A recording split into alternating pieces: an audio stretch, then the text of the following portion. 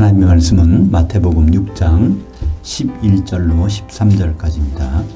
오늘 우리에게 머지않은 우리의 그 떡을 주시옵고 우리가 우리에게 빚진 자들을 사여 준 것 같이 우리의 빚들을 사여 주옵시고 우리를 시험에 빠지게 하지 마옵시고 다만 그 악한 자에게서 구하시옵소서.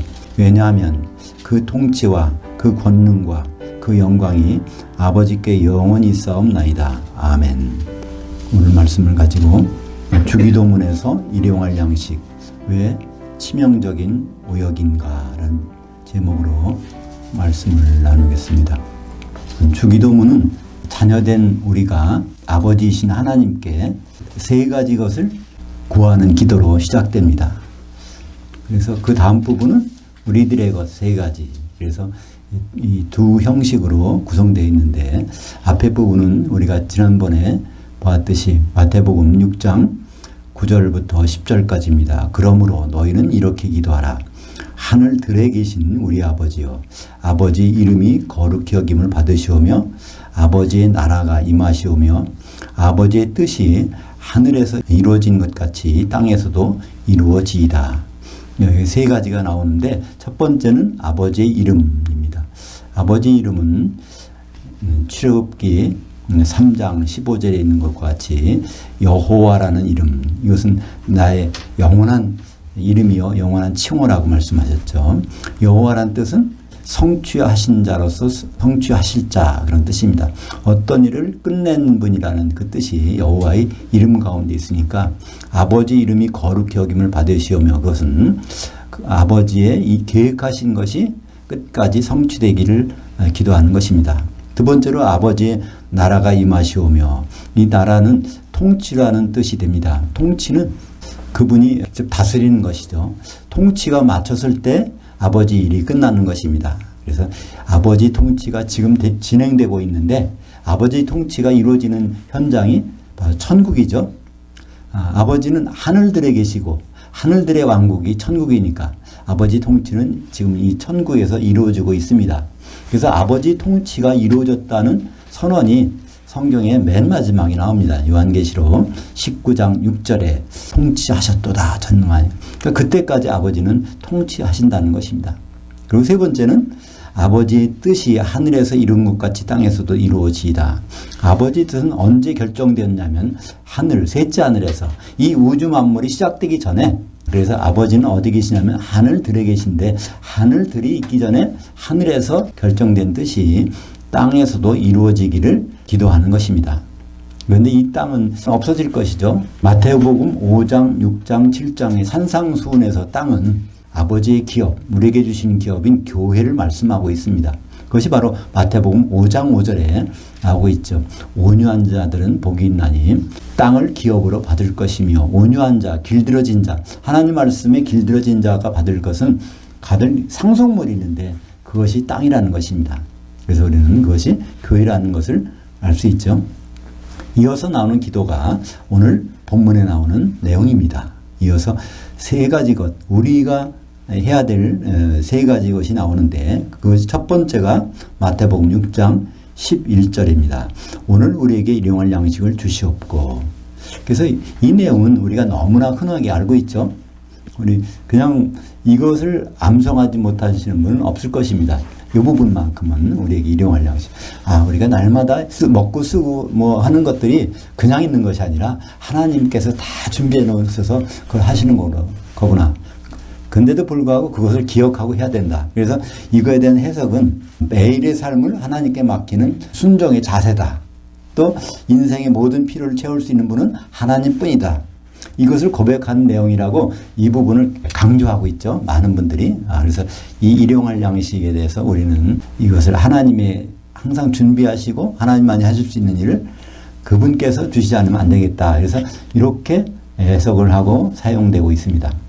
근데 이것이 사실 일용할 양식이라는 단어가 주기도문에 원래 없다면 이것은 엉뚱한 일이 아니니까 우리가 감사하고 그분에게 은혜를 기억하고 하는 것은 좋지만 주기도문에는 일용할 양식이라는 단어가 없어요.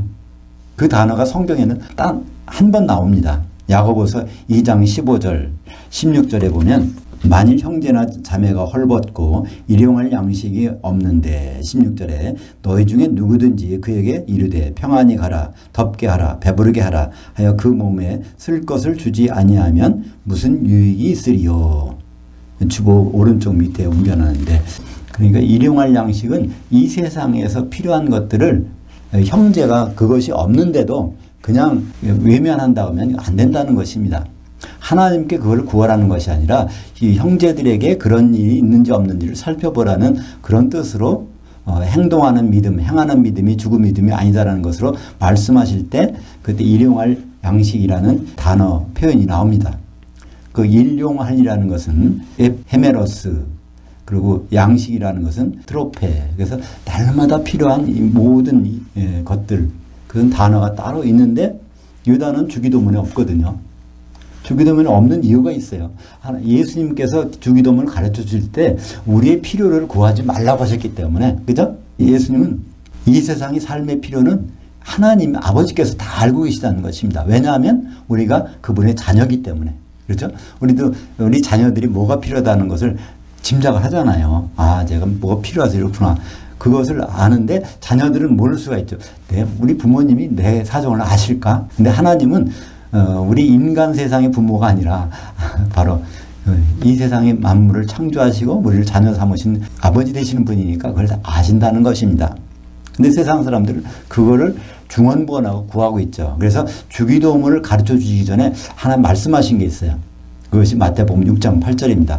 그러므로 그들을 본받지 말라. 구하기 전에 너희에게 있어야 할 것을 하나님 너희 아버지께서는 다 아셨느니라.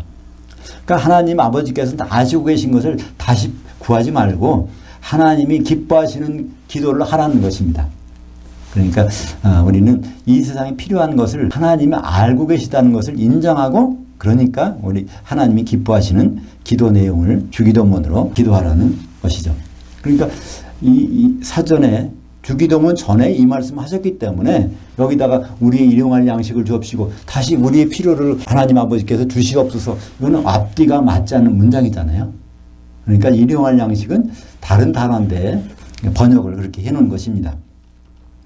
그럼 원전을 그냥 지역한 그 내용을 볼까요? 원전을 그냥 번역해 보면 오늘 우리에게 머지않은 우리의 그 떡을 주시옵고, 우리에게 머지않은 그 떡을 달라는 것이 이 원래의 문장 내용입니다. 거기에는 에피우시오스라는 단어가 있는데요. 이 에피우시오스는 성경에 딱 2번 나옵니다. 어디 나오죠? 누가복음과 마태복음의 주기도문에서 이게 나와요. 에피우시오스. 이 단어는 에피우사라는 단어는 다가오는, 머지않은, 곧 있을 그런 뜻입니다. 그러니까 내일이라는 뜻도 있고 그렇지만 머지않아서 반드시 다가오는 그런 것이 에피우사인데 이곳에 남성형 에피우시오스. 그러니까 머지않아 나오는 그게 뭐냐면 우리의 그 떡이라는 것입니다. 하나님의 자녀된 사람들에게 주실 그 떡, 아버지 하나님께서 준비해 놓으신 그 떡을 달라는 것. 그러니까 이 제자들은 이미 이때는 몰랐죠. 그러나 예수님은 아시는 것입니다. 아버지께서 무슨 떡을 지금 준비해 주셨는지 그 떡을 구해야 된다는 것입니다. 그러면 그게 머지않아서 나올 우리의 그 떡은 무엇일까요? 여기 중요한 단어, 양식이라는 단어와 떡이라는 단어가 큰 차이가 있다는 것입니다. 양식은 그냥 우리 일상에서 필요한 거예요. 우리 음식이 될 수 있고 뭘 필요한 뭐가 될 수 있는데 여기 떡이라는 것은 다른 단어입니다. 아르토스라고 해서 떡은 떡이에요. 떡. 반찬 같게 들어가지 않은 안전한 떡입니다. 그런데 하나님이 준비하신 떡, 우리 이 일상생활에 먹는 떡이 아니겠죠. 하나님이 준비하신 떡이 처음으로 나오는데 그것이 바로 무엇일까요? 그 예수님이 보여주신 것 중에 나옵니다. 오병이의 이적이라는 것이 있죠. 오병이의 표적. 떡 5개와 물고기 2마리로 남자만 5,000명을 먹이고 남는, 12광군이 남는 그런 일을 이제 마태복음 14장에 가서 그게 나오죠. 한참 후에 14장에 가서 그게 나오는데 거기에서 예수님은 많은 사람들에게 그러니까 배고픈 것을 채워주는 그런 기적을 행하신 것으로 마태복음과 마가복음과 누가복음은 기록하고 있는데 요한복음에서는 그것을 달리 기록합니다. 그래서 오병이어의 표적이 왜 예수님은 하셨냐면 6월절이 이름에 예수님께서 그 일을 행하셨다는 것입니다. 그럼 6월절이 무슨 날이죠?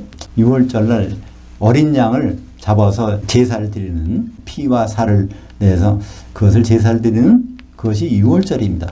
그 6월절이 그게 떡이라는 거예요. 예수님은 그 떡에 대해서 준비하는 것을 말씀하고 있는데, 그것이 요한복음 6장 4절 보면 마침 유대인의 명절인 6월절이 가까운지라. 그러니까 6월절은 어린 양을 잡는 날인데 그때 맞춰서 떡에 대한 얘기를 하시는 것입니다. 사람들은 이 오병이어로 5,000명이 먹고 그 남았으니까 그 인간의 필요를 채워주신 떡을 알고 예수님을 따라다녔어요. 그러니까 예수님께서 그러시잖아요. 너희들이 지금 배불리 먹은 것 때문에 나를 쫓아오는데 나는 그 떡이 아니다. 나는 하늘에서 내려온 생명의 떡이다. 그 떡이 바로 우리의 머지않아서 우리에게 주어질 그 떡이라는 것을 말씀하고 있습니다. 그것이 요한복음 6장 33절에 하나님의 그 떡은 하늘에서 내려 세상에 생명을 주는 것이니라. 예수님이 바로 아버님께서 준비하신 우리의 그 떡이라는 것입니다. 요한복음 6장 51절에 나는 하늘에서 내려온 살아있는 그 떡이니. 요한복음 6장 54절에 내 살을 먹고 내 피를 마시는 자는 영생을 가졌고 마지막 날에 내가 그를 부활시키리니. 그래서 예수님의 그 떡을 먹으면 그 천년왕국에서 같이 살 수 있다는 거예요. 과연 그 떡이 무엇일까요? 성경에서 영생이라는 것은 그냥 끝까지 산다, 죽지 않고 산다는 뜻이 아닙니다. 성경에서 영생이라는 것은 한 시대의 삶을 말하고 있습니다. 그러니까 조에는 생명 사는 것이고요. 아이오니오스는 한 시대, 그러니까 한 시대 동안에 사는 건데, 한 시대는 어떤 시대일까요? 예수님 오셔서 한 시대니까 이 세상의 이 시대가 끝나고 예수님 오셔서 한 시대는 천년 동안, 천년왕국이죠. 그러니까 성경에서 영생이라는 것은 예수님과 천년 동안 함께 사는 것, 그것을 영생이라고 말하고 있습니다. 반면에 예수님과 천년 동안 떨어져 사는 것이 있다는 거예요. 그것을 성경에서는 영벌이라고 합니다. 마태복음 25장에는 열처녀의 비유, 달란트의 비유, 그리고 양과 염소의 비유가 전부 그리스도의 심판대에서 이제 벌어지는 일을 가리키고 있죠. 예수님이 신랑으로 오시고, 예수님은 교회의 주인으로 오시고, 예수님은 목자로 오시는데, 거기서 심판해서 결국 마지막에 영생으로 갈 사람과 영벌로 갈 사람을 나눠진다고 하고 있습니다. 그것이 마태복음 25장 46절에 나옵니다. 마지막에 그들은, 새끼 염소들은 영벌에, 의인들은 영생에 들어가리라. 그러니까 양으로 남아있는, 예수님의 꼴을 원하는 사람, 이렇게 남아있는 사람들은 영생에 들어가지만, 이 새끼 염소가 되버린 사람들은, 그러니까 예수님이 주는 꼴만으로 만족 못하는 거, 다른 데 가서 다른 걸 다 먹는 사람들, 그 사람들은 영벌에, 천년 동안 지옥에 들어가는 것을 말씀하고 있습니다. 하나님은 머지않은 떡, 6월절 어린 양을 준비하셨습니다. 그러니까 예수님이 주기도문은 사도들에게 일단 가르쳐 주셨어요. 사도들에게 주기도문을 가르쳐 주시고, 그 다음에 거의 공생의 마지막에 거기 가서 오병이어의 이적을 행하십니다. 그 다음에 거기서 내가 하나님께서 예비한 그 떡이다, 이것을 요한복음에서 자세히 말씀해 주고 있습니다. 근데 떡이라는 것은 우리가 생각하는 떡하고 다릅니다. 성경에서 말하는 것은 완전히 달라요.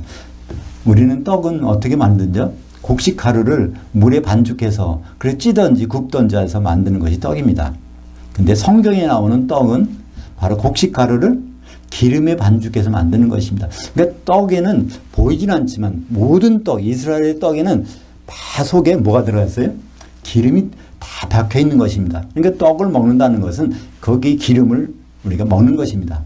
그래서 양식이라고 번역하는 것이 정말 그 치명적 오류라는 것은 그 속에 들어가는 기름을 우리가 생각하지 못하게 만들기 때문에.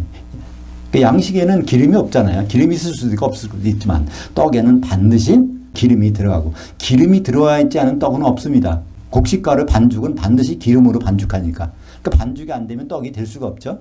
그러니까 떡은 기름을 반드시 그 속에 포함하고 있는 것입니다.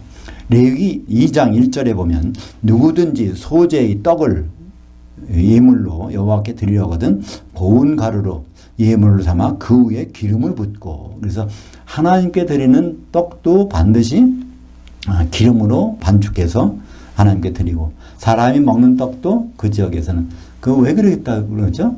그 지역에서는 물로 반죽할 수가 없습니다. 물로 반죽해 먹으면 큰일 납니다. 우리나라에서는 이해가 안 가요. 우리나라는 전 세계에서 물이 이렇게 좋은 나라는 참 드문 나라라고 합니다. 우리나라는 암석이 화강암 내지 화강 편마음으로 돼 있어서 그 속에서 석회분이 안 나온단 말이에요. 그죠? 근데 외국은 대부분 석회암지대에 있기 때문에 물 속에 석회질이 들어있어서 그거로 반죽해서 먹으면 나중에 밤석증? 뭐라고 그러죠? 그러니까 석회가 돌이 돼가지고 다 장을 찢어놓고 하기 때문에 병이 걸린단 말이죠. 그래서 그 사람들은 물도 뭘 마십니까? 포도주로 해서 마시든지 맥주로 해서 마시든지, 그래서 석회질이 없는 것을 마십니다. 그래서 떡이라면 반드시 기름이 들어가는데, 레위기에 있는 그 떡, 그 속에 포함된 그 떡은 바로 성령의 기름을 나타내는 것입니다. 왜 성령의 그 기름일까요? 사도행전 2장 5절에 보면 요한은 물로 세례를 베풀었으나 너희는 몇 날이 못되어 성령으로 세례를 받으리라. 그래서 결국은 성령을 주시겠다는 것이 예수님이 가시면서 한 약속입니다. 오순절날에는 제사법이 아주 독특해요. 떡 2개를 만들어서 그걸 하나님 앞에서 흔드는 것입니다. 매년 그렇게 해왔는데 예수님이 유월절 양으로 달리신 그 해에 오순절날은 그냥 사람들이 만든 떡이 아니라 사도들이 가루가 되고 성도들이 가루가 돼서 하늘에서 내려온 성령으로 2개의 떡이 만들어진 날입니다. 그러니까 보통 기름을 곡식가루로 반죽해서 만들던 떡이 그날은 기름의 실체인 성령이 가루의 실체인 사도들과 성도들의 뭉쳐져서 만들어진 그 교회고, 그 날이 바로 오순절인 것을 우리는 알 수 있는 것이죠. 그것이 바로 레위기 23장 17절에 바로 그러한 것이 기록되어 있습니다. 기름에다가 가루를 반죽해서 2개의 떡을 오순절마다 드리는데, 그것이 사도행전 2장 5절에 오순절날 그들이 다 성령의 충만함을 받고 성령이 말하게 하심을 따라 다른 방언들로 말하기를 시작하니라. 그래서 사도행전 2장 5절에 보면 사도들이 모두가 다 성령으로 반죽이 된 걸 알 수 있어요. 그 다음에 같은 날에 그날 저녁에 사도행전 2장 41절에 보면 사도들이 말을 받아들인 사람들, 성도들이 성령으로 세례를 받음에 이날에 신도의 수가 3,000이나 더하더라. 그날에 성령으로 또 3,000명이 반죽이 돼서 떡 2개가 만들어, 사도들의 떡, 성도들의 떡, 이래서 교회가 시작된 날이 오순절인 것입니다. 바로 에베소서 2장 20절에 너희는 사도들 곧 선지자들의 기초석 위에 세우심을 받은 자라. 이것이 오순절날 그 일을 말씀하신 것이죠. 너희들은, 교회는 바로 사도들의 기초석 위에 성도들이 세워진 그것이 바로 교회니라. 그래서 말씀하고 있습니다. 근데 사도들의 기초석에 성도들이 세워진 것이 교회인데, 이 교회는 결국 어떤 모습으로 될까요? 그 교회, 이 모습이 제대로 되면, 완성되면 어떻게 될까? 그것이 요한계시록에 그대로 나와 있습니다. 요한계시록 21장 14절에 보면 새 예루살렘이 어떤 모습이냐면, 새 예루살렘은 기초석이 있고 그 위에 성벽이 있는데, 성곽이 있는데, 기초석에는 바로 12사도의 그 이름이 있다는 거예요. 그러니까 사도들의 떡 위에, 기초석 위에 성도들이 한 몸을 이루어서 서 있는 모습이 새 예루살렘 성이고, 그것이 어린 양의 신부고 예수님과 결혼할 당사자가 되는 것입니다. 그러니까 이 하나님이 준비해 놓으신 머지않아 우리의 떡이 될 그것이 바로 예수님의 유월절 어린 양인 것을 알 수 있고, 유월절 어린 양이 십자가에 돌아가시는데 그 떡을 먹는 방법이 바로 그분이 보내주신 성령을 우리가 가지고 그걸 통해서 이제 한 몸을 이루어 결국 하나님의 뜻대로 교회가 예수님과 결혼하는 것이죠. 그것이 바로 창세전에, 이 우주 만물을 창조하기 전에 계획했던 하나님의 뜻이고, 그것이 이제 이루어지는 현장, 그것이 바로 어린 양의 혼인인 것입니다. 창세기 2장 24절이 남자가 부모를 떠나 그 아내와 앞에서 한 몸 결혼하리라. 그런 내용이 바로 큰 비밀인데 에베소서 5장 31절과 32절에 그 내용이 밝혀져 있죠. 에베소서 5장 31절 32절 그러므로 남자가 부모를 떠나 그의 아내와 합하여 그 둘이 한 육체가 될지니 이 비밀이 크도다. 나는 그리스도와 교회에 대해서 말하는 것이니라. 그러니까 하나님의 계획하시고 실행하시고 한 것이 결국 그리스도와 교회가 만나서 결혼하는 것이라는 거예요. 그것이 바로 하나님의 통치의 결과물입니다. 하나님은 그것을 통치해서 결과물을 내는 다음에 하나님은 더 일을 안 하세요. 왜 안 하실까요? 그 다음에는 그리스도의 왕국, 천년왕국은 예수님이 우리와 더불어 왕노릇하게 하셨으니까. 그래서 하나님의 그 통치의 결목, 통치하셨도다. 그것이 요한계시록 6장 하반절부터 8절까지 있습니다. 할렐루야. 주 우리 하나님 곧 전능하시니가 통치하셨도다. 우리말 성경에는 통치하시도다. 통치를 지금 하고 계신 것, 그러니까 하고 계시는 현장으로 번역했어요. 그건 통치를 하고 계신 것이 아니라 통치를 끝낸 그 모습을 말씀하고 있는 것입니다. 할렐루야라는 것은 바로 하나님의 놀라우신 일을 자랑하고 뽐내는 거예요. 하나님이 그렇게 계획을 세우셨는데 하나님의 이름이 여호와인데 성취하시는 분인데 그 일이 결국 이루어졌다는 놀라운 사실을 선포하고 선언하는 것이 할렐루야라는 단어의 뜻입니다. 그래서 할렐루야는 성경에 흔하지 않아요. 우리는 할렐루야를 흔하게 사용하지만 강단에 올라서 할렐루야 그러면 아멘 할렐루야 하지만 그때 사용되는 것이 아닙니다. 성경의 신약 성경에 쭉 보세요. 할렐루야가 어디 있나? 마태복음, 마가복음, 누가복음, 요한복음, 사도행전, 로마서 모든 서신서부터 요한계시록 갈 때까지 한 번도 안 해요. 사도 바울이 할렐루야 할 줄 몰라서 안 했을까요? 사도 요한이 베드로가 할렐루야 할 줄 몰라서 안 했을까요? 하나님의 통치가 완성이 안 됐기 때문에 하나님의 그 통치가 완성된 모습을 볼 때까지는 그걸 할 수가 없는 것입니다. 그게 드디어 요한계시록 19장 6절에서 그 통치가 이루어졌다는 선언이 나옵니다.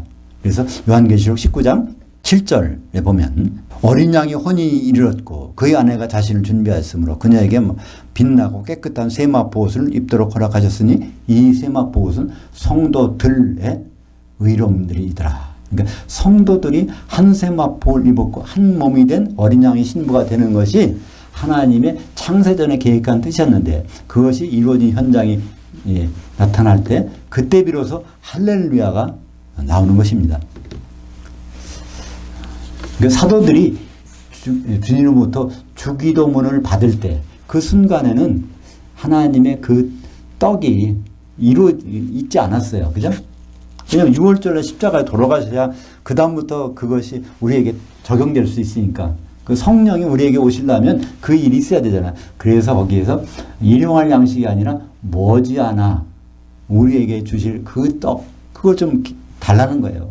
그러니까 우리는 지금 이 시간에는 우리가 하나님 그 어린 양이신 그분을 인정하고 그분이 우리에게 보내주신 성령을 그것을 날마다 먹고 마시고 하는 그것이 우리의 할 일이 아닌가요? 그러니까 우리에게 가장 중요한 일은 성령의 충만함, 성령을 충만함으로 받는 것입니다.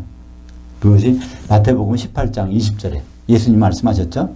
두세 사람이 내 이름으로 모이는 곳에 내가 거기에 반드시 있겠다.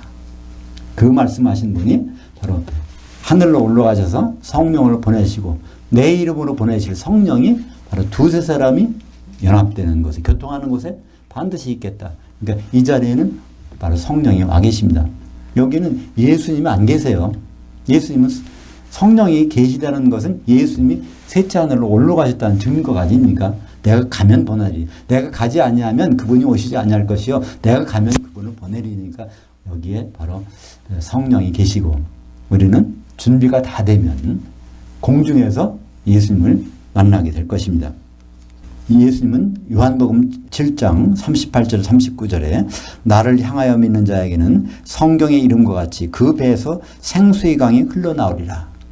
근데 이는 그를 향하여 믿는 자들이 받을 성령을 가리켜 말씀하신 것이라. 근데 이때는 한 사람에게도 성령 내리신 일이 없다고 그래서 왜냐하면 아직은 영광을 받지 아니하셨기 때문에 십자가에서 피를 흘리지 않았기 때문에 그때까지는 성령이 한 사람에게도 없는데 그 일 후에는 배에서 생수의 강이 넘친다는 거예요. 왜 배에서 생수의 강이 넘칠까요? 그 떡을 먹었으니까 떡을 먹을 때 거기에 기름이 들어갔을 거 아닙니까? 그 성령의 기름이 떡을 먹은 사람은 반드시 기름을 먹었으니까 생수의 강이 넘치는 것은 분명한 일입니다. 그래서 이제 예수님이 십자가를 지시는 것을 볼 수 있습니다. 그러니까 오늘 주기도문에서 오늘 우리에게 머지않은 우리의 그 떡, 그냥 떡이 아닙니다. 우리의 그 떡, 하나님 아버지께서 준비해 놓으신 그 떡, 바로 예수님 6월절 십자가에서 죽으실 피를 흘리실 어린 양이신 그 떡을 달라는 기도를 사도에게 가르쳐 주셨고 우리는 그것을 본받아서 우리는 예수님의 떡, 이제 그 성령의 기름을 충만히 매일 먹게 되는 것입니다. 그래서 아버지를 구하면 성령을 주시는 거예요. 아버지께서 그것을 준비해 놓으셨으니까. 마태복음 6장에 주기도문이 나오고 마태복음 7장에는 마지막에 산상수훈이 마지막에 나옵니다. 거기에서 마태복음 7장 11절에 보면 너희가 악할지라도 좋은 것으로 자식에게 줄 줄 알거든 하물며 하늘들에 계신 너희 아버지께서 구하는 자에게 좋은 것들로 주시지 않겠느냐. 이게 구하라 그러면 주실 것이요 찾으라 그러면 찾을 것이요 두드리라 그러면 너에게 열릴 것이니 그러면서 그 결론이 이거지 않습니까? 하물며 너희가 악할지라도 자식에겐 좋은 걸 줄 줄 아는데 하나님 아버지께서 하나님의 자녀들에게 아주 좋은 것 주시지 않겠냐? 뭘? 아버지를 구하면. 우리말 번역에는 아버지에게 구한다고 되어 있는데 그것은 직접 목적어입니다. 아버지를 구하고 아버지의 뜻을 구하고 아버지의 이름을 구하고 아버지의 그 나라를 구하는 그 사람 거기에는 거기에 아주 좋은 것 주시겠다는 거예요. 이 똑같은 문장이 누가복음에는 어떻게 되어 있습니까? 누가복음에는 똑같은 문장이 누가복음 11장 13절에 성령을 주시지 않겠느냐 되어 있습니다. 아버지의 이름과 아버지의 나라와 아버지의 뜻을 구하는 그 사람에게는 반드시 성령을 주시겠다는 거예요. 그것이 바로 머지않아 우리에게 마련된 하나님의 그 떡이라는 것입니다. 그래서 우리는 성경 전체에 걸쳐서 하나님께 우리에게 주신 좋은 것, 가장 좋은 것이 무엇일까? 그건 다름이 아니라 성령입니다. 그죠? 성령이 있지 않으면 예수님을 만나도 거기서 낭패를 당하지 않습니까? 기름이 없으면 가는 것이 뻔하죠. 신랑을 만나는데 기름이 있어야 그분과 혼인잔치에 들어가서 천년왕국에서 영원히 같이 사는 영생이 있지 않습니까? 아버지의 이름과 아버지의 통치와 아버지의 뜻에 대해서 기도하면서 우리는 세상 것 일용할 양식을 구하는 것은 잘못된 것입니다. 왜냐하면 아버지께서는 우리의 일용할 양식을 이미 알고 계시기 때문에 우리가 필요한 시점에 그것을 주시기로 되어 있습니다. 주기로 결정되어 있는데 그것이 못 믿어서 다시 구한다면 지금 아버지를 못 믿는 것이죠. 이미 주기로 되어 있는 것인데. 대신에 우리는 다만 아버지께 뭘 구해야 될까요? 오늘 아버지께서 준비하신 머지않아 주실 그 떡. 근데 그건 이미 마련된 떡입니다. 주기도문을 주실 때 그것은 십자가 지시 전이니까 머지않아 마련된 우리의 떡이지만 우리는 이미 십자가 지신 후에 있으니까 우리는 이미 준비되어 있는 주시기를 원하시는 그 성령의 충만함을 주시는 것입니다. 그러니까 우리는 할 일이 굉장히 여러 가지 많이 있겠지만 그걸 단 한 가지를 요약한다면 데살로니가전서 5장 9절에 있는 말씀처럼 성령을 소멸하지 말라. 우리는 그것을 명심해야 될 것입니다. 성령 받은 사람은 이제 성령을 더 받으려고 하는 것이 아니라 성령이 없어지는 것을 방지해야 된다는 거예요. 그에게 성령은 소멸될 수 있습니다. 여러분 성령이 충만하다고 하지만요. 이 성령은 없어질 수 있다는 거예요. 열처녀 중에 성령이 충만하지 않던 사람이 어디 있습니까? 열처녀가 등을 들고 신랑을 기다릴 때 등을 들었다는 게 불이 켜지고 있다는 얘기예요. 그러니까 성령이 다 그들에게 충만히 있었어요. 그러나 자고 일어나 보니까 그게 다 소멸되어 버린 사람들이 있었던 것입니다. 우리는 주님을 만날 때 모두가 만나게 되지만 주님 오실 때 휴거대에서 공중에서 만나지만 그래서 기름이 소멸된 사람과 소멸되지 않은 사람은 반드시 나눠집니다. 왜냐하면 성령은 하나 되게 하시는 분이기 때문에 여러 성도들이 하나 돼야 결혼을 하는데 그때 성령이 없다면 우리는 주님 앞에 갔다가 거기서 내가 너를 도무지 알지 못하노라. 그래서 추방될 수가 있고 지옥에 들어갈 수도 있는 것입니다. 이것은 겁주는 것이 아니라 예수님이 우리를 사랑해서 권고하시는 말씀입니다. 마태복음 10장 28절에 사랑하는, 그것도 그때 당시에 그 말씀 받는 데는 사도들이었어요. 지금은 우리 모든 성도들에 해당하지만 너희의 혼의 몸과 혼을 죽이는 자를 두려워하지 말고 영의 몸과 혼을 지옥불에 던지실 분을 너희는 두려워해야 된다. 우리는 바로 주기도문 하면서 오늘 제목에서 주기도문에서 일용할 양식 왜 치명적인 오역인가? 이것은 일용할 양식만 구하다가 주님이 마련하신 우리의 그 떡 속에 있는 성령의 생명을 구하지 않고 우리가 거기에 관심을 안 가질 수 있기 때문에 치명적인 오역이 될 수가 있는 것입니다. 우리가 이것을 알고서 한다면 모르지만 그것을 번역이 일용할 양식만 되어 있기 때문에 그래서 양식이 아니라 그 떡, 예수님의 유월절 어린 양, 그를 통해서 나오는 성령의 생수를 우리가 잊어버리고 그냥 지나친다면 예수님을 만나서 어떤 면목이 있겠습니까? 그죠? 그래서 일용할 양식은 머지않아 우리에게 약속된 그 떡이고 그것은 머지않아가 아니라 유월절날 십자가에서 이루어주신 예수님의 살과 피고 그것은 다시 셋째 하늘에 가서 우리에게 보내주신 성령의 기름입니다. 기도하겠습니다. 하나님 아버지 감사합니다. 우리는 날마다 주기도문을 암송하고 주님께 기도하지만 일용할 양식에 대해서 그냥 지나친 적이 얼마나 많은지요. 사도들에게 머지않아 십자가에서 주실 우리의 그 떡에 대해서 말씀하셨는데 우리는 그 이미 이루어진 그 떡을 날마다 먹을 수 있음을 감사합니다. 떡 속에 있는 성령의 기름을 우리가 충분히 먹고 배에서 생수의 강이 넘치는 그런 삶이 되게 인도하여 주시옵소서. 예수님 이름으로 기도합니다. 아멘.